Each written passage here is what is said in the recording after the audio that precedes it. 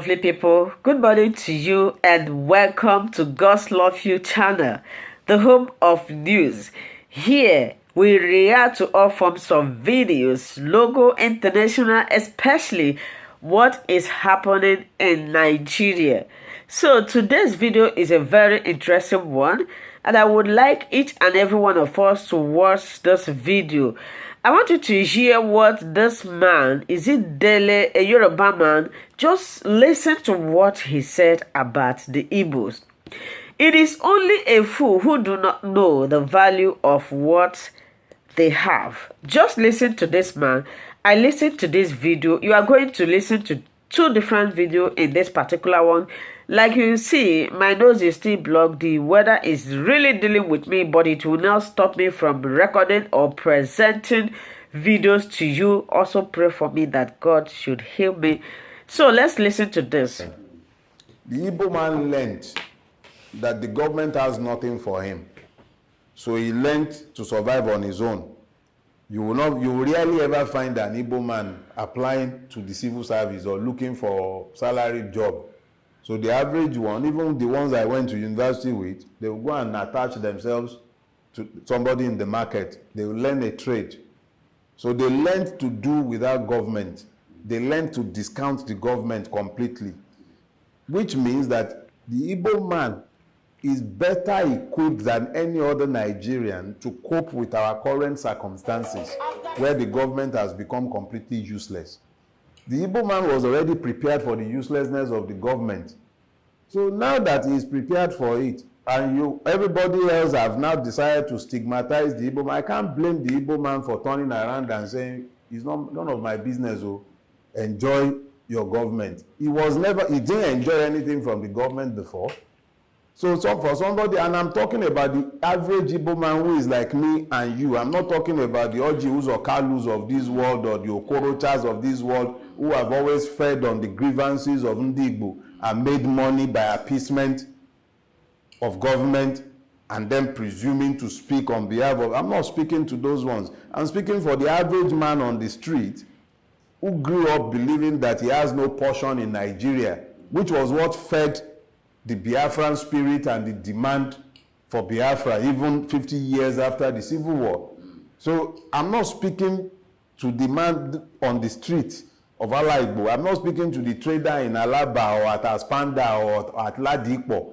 All those ones, they have always lived with the mentality of being victims of the system. So when a victim of the system is telling you, leave me out of your protest, go and deal, because he wasn't gaining anything from the system in the first place. So if he wasn't gaining anything from the system in the first place, he has nothing to lose if the situation becomes... The only thing that is happening now is that more victims are being recruited into the Nigerian mess. So why should he, who was always a victim, further victimize himself by joining those he believes are responsible for his victimhood? Unfortunately, it only assures the victimization of everybody. If Nnamdi Kanu makes a U-turn on Biafra, it is going to be devastating for him. He knows that the people that are supporting him, his followers, will never take anything less than Biafra. The Southeast governors and other political elements, they are planning. They are coming together to plan to give Nnamdi Kanu conditions for his release.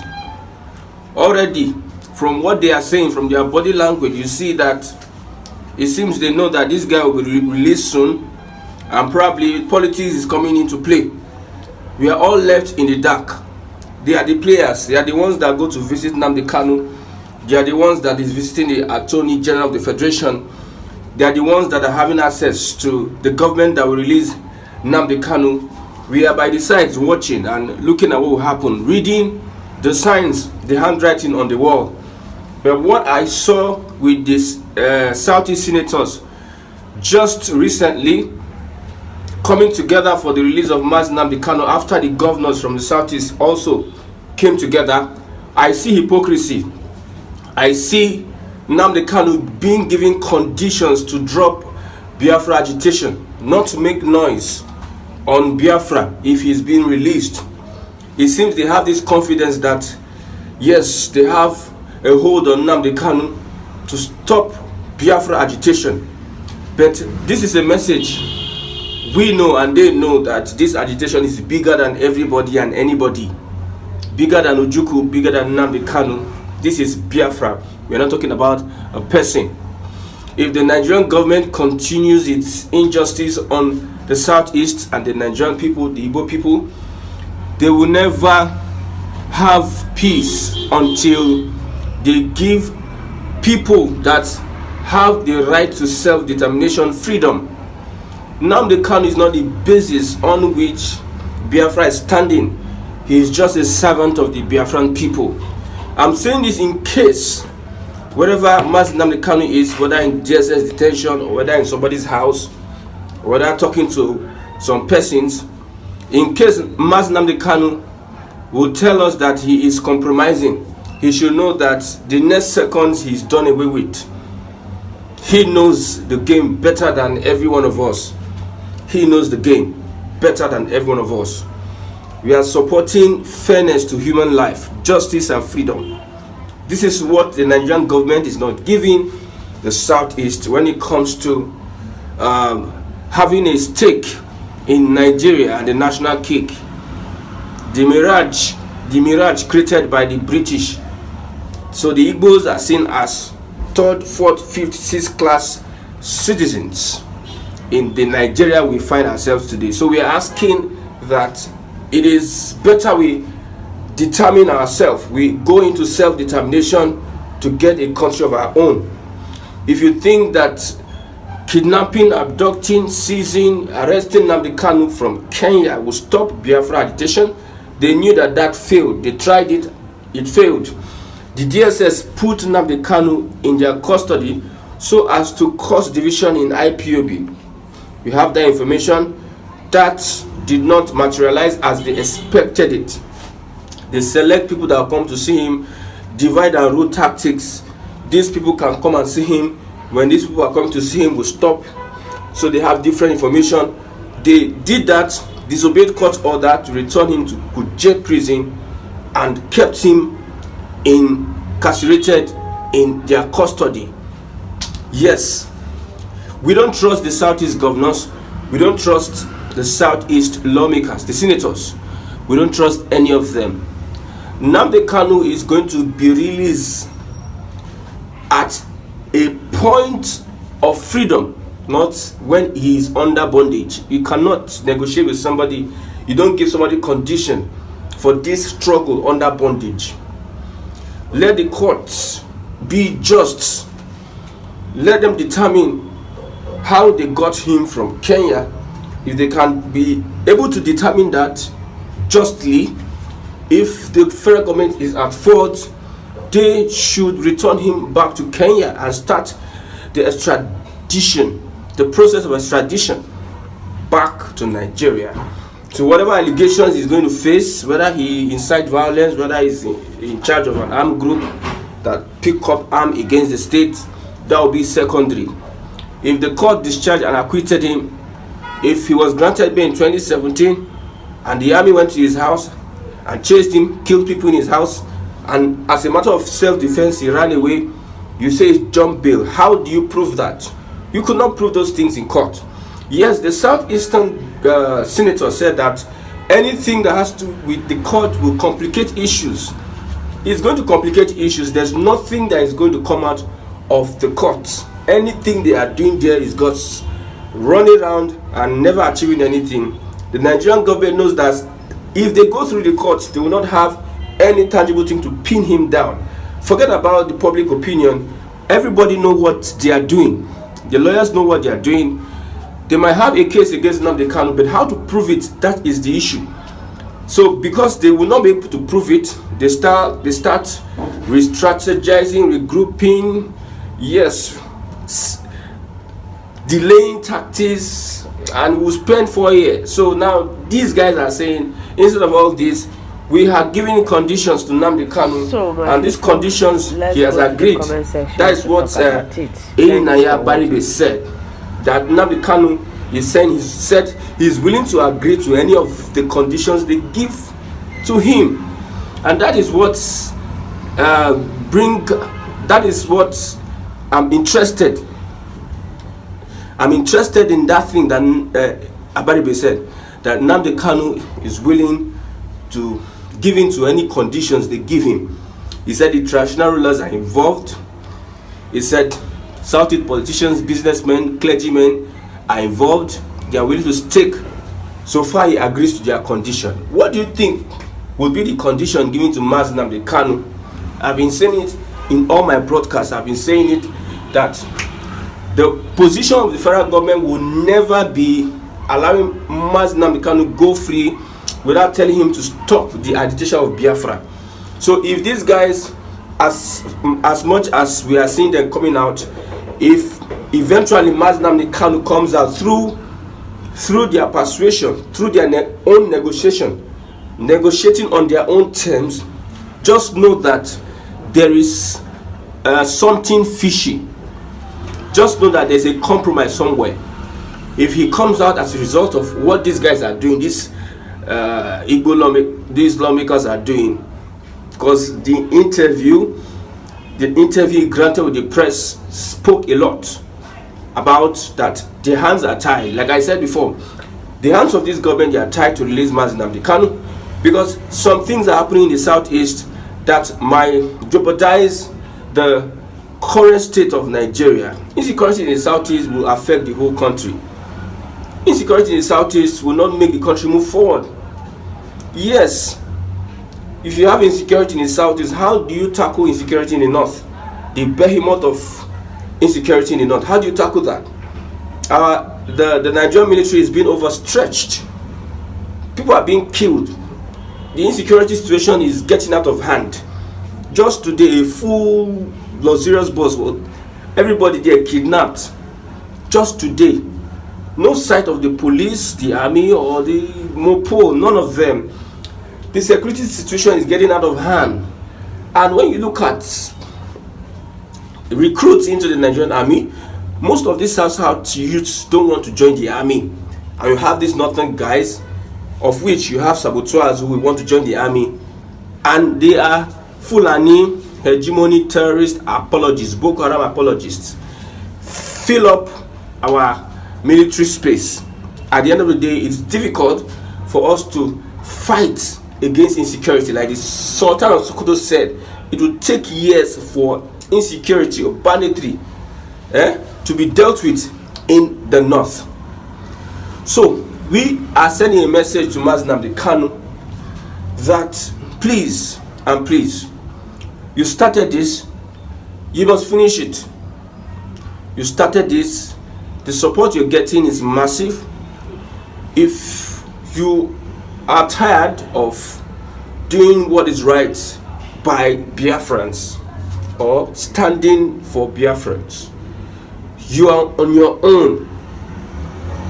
You are not disowning you. You have made an indelible mark. But whatever that is going to be done to undermine the integrity, the posterity, the cultural identity, the heritage of the Igbo man, we don't want to accept it. No negotiations on a position of defeat. No negotiations on a position of captivity. You cannot hold somebody captive and you expect that person to negotiate fairly with you. You cannot arrest me and put me behind bars and handcuff me and expect me to have a fair negotiation. No, that negotiation is not fair. It is an imposed condition. So the Southeast governors know that the government of Bola Ahmed Tinubu will not allow anything other than let him drop the agitation, pipe low, down your tools. That is from the position of the federal government. So if they are assuring us that they met with Nnamdi Kanu, and Nnamdi Kanu is willing to go through to accept the conditions given to him, too bad. I hope the conditions given to Nnamdi Kanu will not affect the Biafran struggle. We are casting aspersions. This is my opinion. I'm not forcing my opinion on you. You have your brain to think and reason. But the way I see it, it seems that there's a compromise somewhere. And I hope not. I hope there's no compromise. I hope Nnamdi Kanu is not outstretched. Nnamdi Kanu is not beating to his last edge to negotiate for his freedom. I hope Nnamdi Kanu is not negotiating for freedom on the basis of his personal needs. He needs to be out. He's weary. The former president of South Africa, he spent years in prison knowing what he's standing for. The Kenyans, they're coming out to protest in presence of death. They brought out coffins. Kenyans bought coffins and put on the streets in front of the soldiers and the military, the police, and said, we are ready to die. If it's death, we are ready to die. They sent out messages to protesters and told them that if you are not ready to die, don't come out on the streets to protest. They are declaring a nationwide shutdown, and they are saying that Ruto must go. These are Kenyan protesters, people that know what it means and what it takes to fight for freedom, know what it means and what it takes to stand for what they believe. If they are going to weaken Nnamdi Kanu, which we know that these politicians, they are never in support of the Biafra agitation at this moment. They want to sustain the Nigerian the structure, the status quo. They want to maintain it and fight for a stand, have a stand, negotiate a stand with the Nigerian government. So they don't think that a Biafran state, declaring a Biafran state, will be beneficial at this point in time, that we don't have that capacity to run as a nation. That is what these people think. They are playing politics all around. Somebody is telling you that don't trust a politician. Trust a politician at your own peril. They are running on personal interest. It is not in your interest. Like I said, if Nnamdi Kanu comes out of that place, it is going to diffuse the powers, the popularity of politicians, whether they be lawmakers, governors, commissioners, whoever they are. Is going to diffuse their powers. Is going to undermine their administration. The release of Nnamdi Kanu is going to spoil a lot of things. So they are willing to seek for his release with conditions well known to them. And I believe if they want us to trust, if they want us to believe them, if they want us to take them serious, they should kindly tell us the conditions they are telling Nnamdi Kanu. They should kindly reveal it to us, the conditions, because this should be an open thing. This should not be a secret thing. Southeast governors are going to do secret meeting. Journalists are barred from their meeting, and we don't know what is happening. This is an open book. You allow people make all sort of allegations, opinions, when you are not making access, you are not giving access to journalism, access to information. Some people are saying that these governors are planning abduction of Mazi Simon Ekpa. They are planning a suicide bombing where it can be destroyed. The main agenda they have is to how to capture Simon Ekpa. After doing that meeting inside, they now came out and said, we are talking about the release of Nnamdi Kanu. Obasanjo said that he did not discuss anything that has to do with Nnamdi Kanu with the governors. That will prove these people right, that probably this governor just went in to discuss something else and came out to tell us something else. That is their way. That is the way of the average politician, never to be trusted. Chameleons and liars, deceivers, propagandists, the average Nigerian politician. Trust them at your own peril. The governors have done their own, the senators have done their own, everybody is gathering together, and somebody is telling us that Nnamdi Kanu is going to agree with whatever condition they are going to give him. And we know the stand of these politicians in the southeast. We know where they stand. We know that they have never stood with a Biafra that has Nnamdi Kanu as its head, or one Simon Ekpa in Finland. They never agreed to their terms. They agreed to Biafra on their terms. a Biafra that will negotiate from the southeast point how they can hold position of power.